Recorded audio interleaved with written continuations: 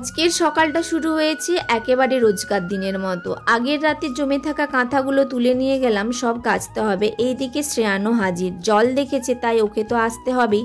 আসলে ব্যাপারটা হলো আমার কাজ করার জায়গাগুলোই ওর খেলার মাঠ। তো যাই হোক, সব কাচাকুচি হয়ে গেছে, এখন এসেছি ছাদে ভিজে জিনিসগুলো মিলে দিতে। আজকে সকালের রোদটা এতটাই গরম, তো সকালের রোদ্রে নেওয়া যাচ্ছে না।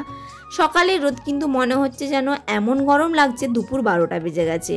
নিচে এসে দেখি বাড়ি দিকে বেগাদি বিক্রি করতে এসেছিল, তো আমি শাশুড়ি মাকে জিজ্ঞেস করে 200-র মতো কিনে নিলাম। 15 টাকা করে শ নিয়েছে আমাদের এখানে।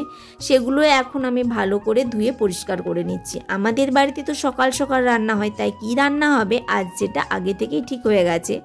তো আজ আর এগুলো রান্না করব না, ফ্রিজে রেখে দেব। শ্রেয়ান যখন ঘুমোই, মানে সকালের দিকে আবার 10টা সাড়ে 10টা করে একবার ঘুমোই, তখন যতটা পারি বাকি কাজগুলো সেরে ফেলার চেষ্টা করি।